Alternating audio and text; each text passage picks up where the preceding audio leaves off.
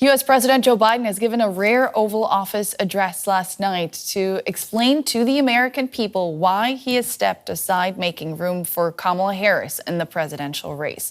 His speech came after weeks of pressure and doubts over his capacity to run again for the presidency. Back in front of the cameras for the first time since bowing out of the race to be re-elected, Joe Biden laid out the reasons for his decision. You know, in recent weeks, it's become clear to me that I need to unite my party in this critical endeavor. I believe my record as president, my leadership in the world, my vision for America's future, all merited a second term. But nothing can come in the way of saving our democracy. That includes personal ambition. So I've decided the best way forward is to pass the torch to a new generation. That's the best way to unite our nation. Pressure on Biden to step aside had been growing since what many Democrats felt was a disastrous debate performance against Republican nominee Donald Trump in June. In the days and weeks that followed, very public gaffes by Biden, including calling President Zelensky of Ukraine President Putin, led to more calls for him to bow out of the race.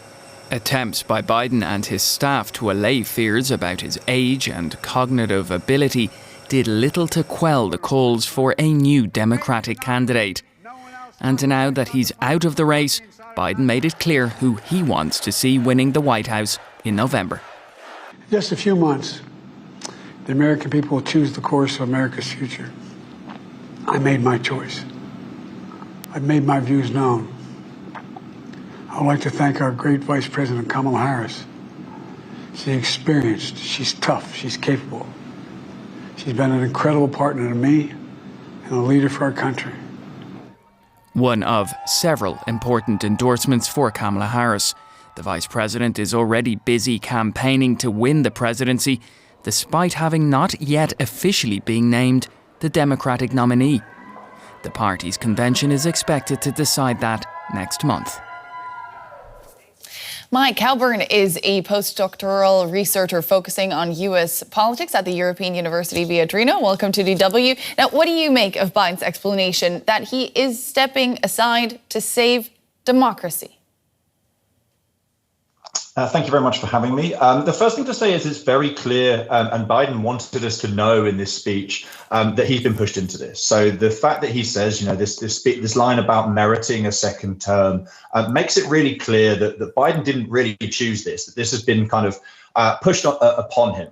Having got to this position, however, he's in a place where he can't really talk about his kind of age or his personal capabilities. And the reason for that is that if he talks about those things, then he's kind of giving the Republican Party a ready-made attack line against him, because then the Republican Party can just straight away turn around and say, well, OK, if you're not fit or you're too old to do this job, then you need to resign immediately. So what he ends up having to do is to kind of lean on implicitly these kind of poor head-to-head polling performances that we've all seen against Trump.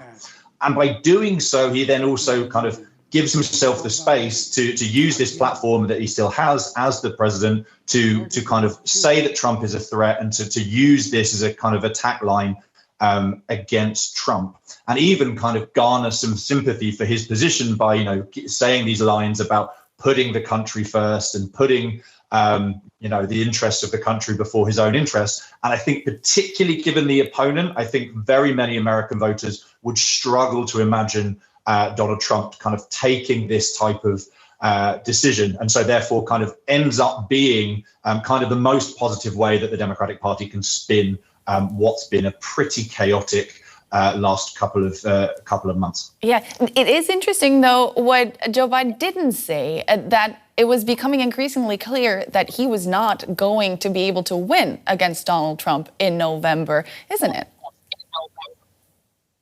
Again, I think here what we've got is kind of a difference between maybe what the Democratic Party apparatus have pushed him into and what his own personal beliefs might be.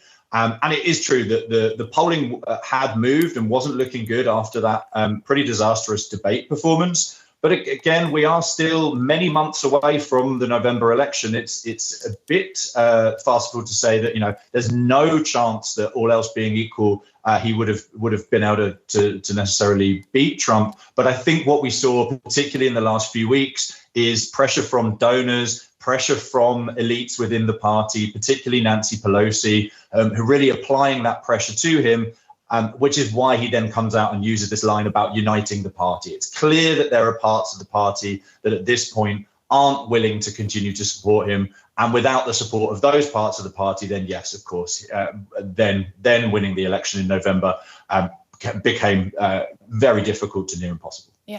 In his speech, Biden again endorsed his Vice President Kamala Harris. Now, I want to know from you, is it going to help or hurt Harris that she's going to be seen as the candidate associated with Biden's tenure?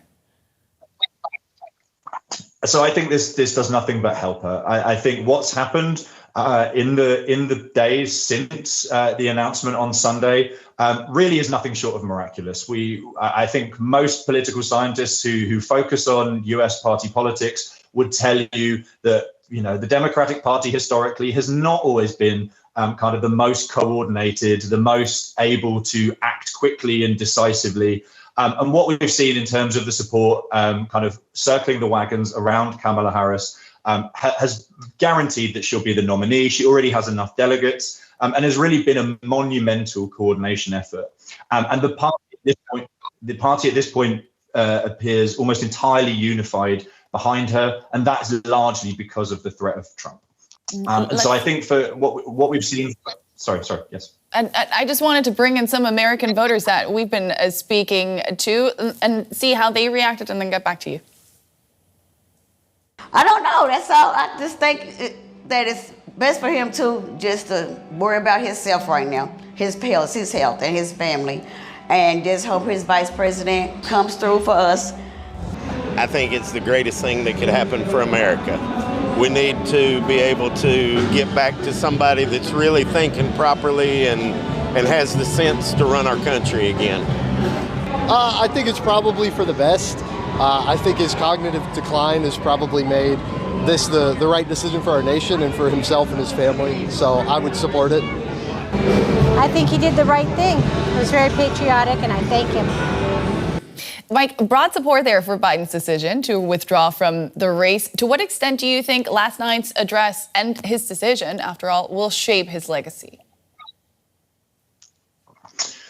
So I think, unfortunately, his legacy will, whatever happens, be shaped by what happens in November. I think those voters there will kind of ring true in the case that Harris wins the election, and he will ultimately be hailed as a hero who was able to, in his words, put country before self.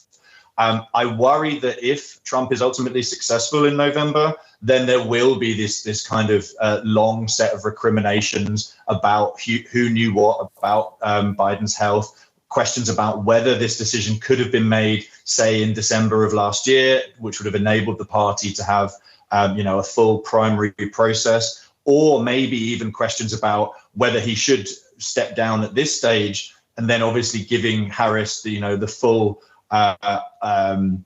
incumbency advantage that would come from her being president. So I think whilst at this point voters might see that what he's done is a noble and selfless act, I think ultimately this set of decisions will be judged through the prism of November's election, and whoever wins. There's Mike Cowburn from the European University Viadrina. Thank you so much for those insights. Thank you. Let's get more from Brandon Bohrn. He's an analyst with the Europe program at the Bertelsmann Stiftung, where he focuses on international relations with the United States. Brandon, good morning. What did President Biden want to do with this speech? Well, first, I believe it was an historic speech for an historic moment. While watching it, I was reminded of Lyndon B. Johnson's 1968 speech when he decided not to run for re-election amidst the turmoil of that year. I think Biden's aims were multiple. I think on the one hand, he used it to reflect, to cement his administration's legacy. He highlighted a number of domestic and foreign policy achievements. He also used it to outline his goals for the rest of his term as president. He used it, of course, also to justify justify his decision not to run for re-election with a look to Kamala Harris. But I think, as you heard in the clip just before, he used it to communicate a warning to the American public, a warning from his perspective about the future of democracy. He said, this November, Americans will go to the polls and make decisions that will impact not only the United States, but the world for decades to come. He said at one point, America, without saying any names, America is no place for kings. Mm-hmm. And echoing the words of Benjamin Franklin, he said, America is a republic, but it is in the Americans' hands to determine this November if they can keep it. But he didn't say much about his potential successor, Kamala Harris, did he? No, he didn't. But I think this speech was a far greater moment than the 2024 U.S. presidential election. At the end of the day, this wasn't a campaign speech. It was a speech about the future of American democracy. So I don't think the moment really called for it. He talked about, his intention from his perspective, to unite the American public by passing the torch to the next generation, at which time he did talk about Kamala Harris and her abilities and his intention to support her in this election.